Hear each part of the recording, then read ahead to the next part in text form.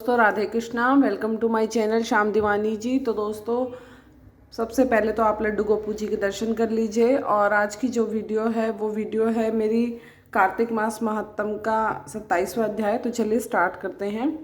कृष्ण नाम का आसरा, कृष्ण नाम का ध्यान, 27वां अध्याय अब लिखने लगा महान। पार्षदों ने कहा, एक दिन की बात है, विष्णुदास ने नित्य कर्म करने के पश्चात भोजन तैयार किया, किंतु कोई छिपकर उसे चुरा ले गया। विष्णुदास ने देखा भोजन नहीं है, परंतु उन्होंने दोबारा भोजन नहीं बनाया, क्योंकि ऐसा करने पर सायंकाल की पूजा के लिए उन्हें अवकाश नहीं मिलता। अतः प्रतिदिन के नियम का भंग हो जाने का भय था। दूसरे दिन पुनः उसी समय पर भोजन बनाकर वे ज्यों ही भगवान विष्णु को भोग अर्पण करने के लिए गए, त्यों ही किसी ने आकर फिर सारा भोजन हड़प लिया। इस प्रकार 7 दिनों तक लगातार कोई उनका भोजन चुरा कर ले जाता रहा। इससे विष्णुदास को बड़ा विस्मय हुआ। वे मन ही मन इस प्रकार विचार करने लगे, अहो कौन प्रतिदिन आकर मेरी रसोई चुरा ले जाता है।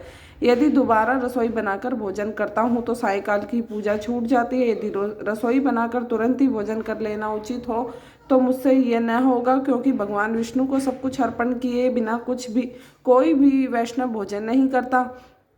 आज उपवास करते मुझे 7 दिन हो गए। इस प्रकार मैं व्रत में कब तक स्थिर रह सकता हूँ। अच्छा, आज मैं रसोई की भली भांति रक्षा करूंगा।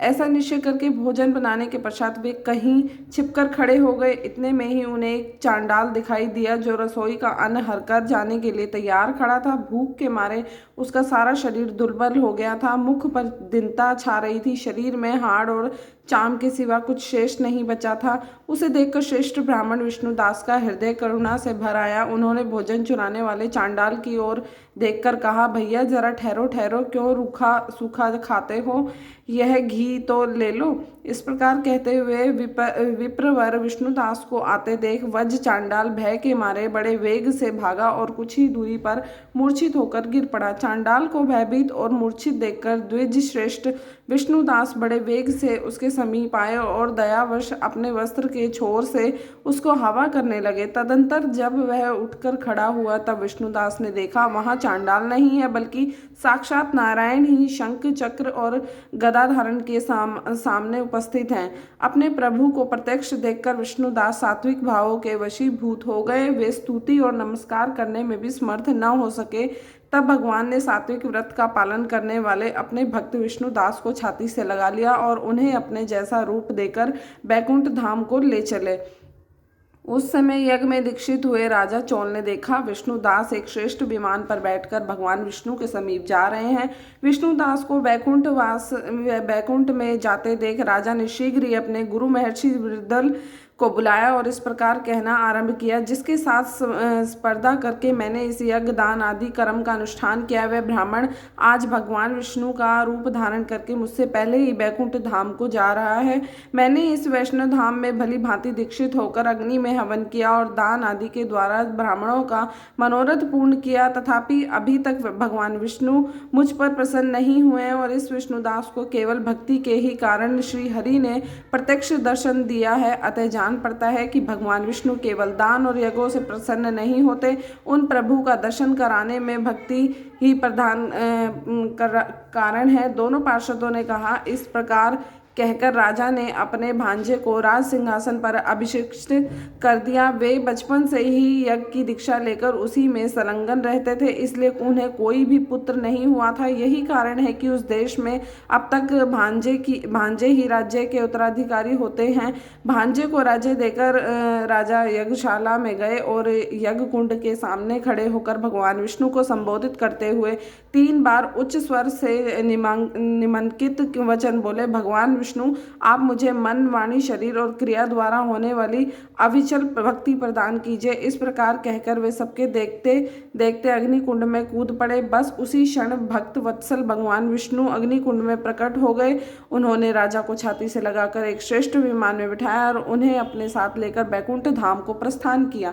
नारद जी बोले, हे राजन, जो विष्णुदास थे वो तो पुण्यशील नाम से प्रसिद्ध भगवान के पार्षद हुए और जो राजा चोल थे उनका नाम सुशील हुआ। इन दोनों को ही आपने ही समान रूप देकर भगवान लक्ष्मीपति ने अपने द्वारपाल बना लिया। तो दोस्तों ये था 27वां अध्याय और 28वां अध्याय भी सुना देती हूँ, सुनिए ध्यानपूर्वक। पढ़े सुने जो प्रेम से वह हो जाए शुद्ध स्वरूप। यह है 28वां अध्याय कार्तिक कथा अनूप। धर्मदत्त ने पूछा, मैंने सुना है कि जय और विजय भी भगवान विष्णु के द्वारपाल हैं। उन्होंने पूर्व जन्म में ऐसा कौन सा पुण्य किया था जिससे वे भगवान के समान रूप धारण करके बैकुंठ के द्वारपाल हुए।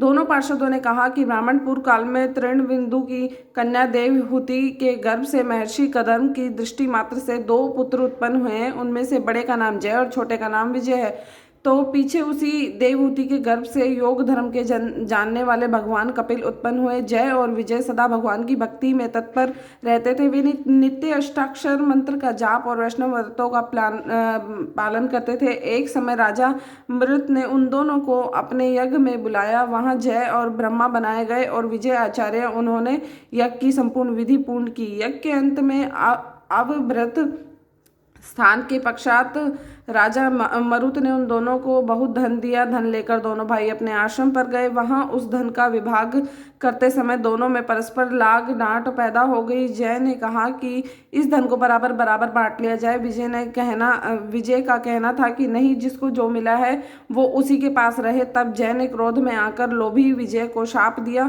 तुम ग्रहण करके देते नहीं हो, इसलिए ग्राह अर्थात मगरमच्छ हो जाओ। जय के शाप को सुनकर विजय ने भी शाप दिया, तुमने मद से भ्रांत होकर शापों दिया है, इसलिए तुम मांतंग अर्थात हाथी की योनि में जाओ। तत्पश्चात उन्होंने भगवान से शाप निवृत्ति के लिए प्रार्थना की। श्री भगवान ने कहा, तुम मेरे भक्त हो, तुम्हारा वचन कभी असत्य नहीं होगा। तुम दोनों अपने ही दिए हुए शापों को भोगकर फिर से मेरे धाम को प्राप्त होंगे। ऐसा कहकर भगवान विष्णु अंतर्ध्यान हो गए। तदंतर वे दोनों गंड नदी के तट पर घ्रा और गज हो गए। उस योनि में भी उन्हें पूर्व जन्म का स्मरण बना रहा। वे भगवान विष्णु के व्रत में तत्पर रहे। किसी समय वह गजराज कार्तिक मास में स्नान के लिए गंड नदी गया तो उस समय ग्रह ने शाप के हेतु को स्मरण करते हुए उस गज को पकड़ लिया। ग्रह से पकड़े जाने पर गजराज ने भगवान रमानाथ का स्मरण किया। तभी भगवान विष्णु शंख चक्र और गदा धारण किए वहां प्रकट हो गए। उन्होंने चक्र चलाकर ग्रह और गजराज का उद्धार किया और उन्हें अपने ही जैसा रूप देकर बैकुंठ धाम को ले गए।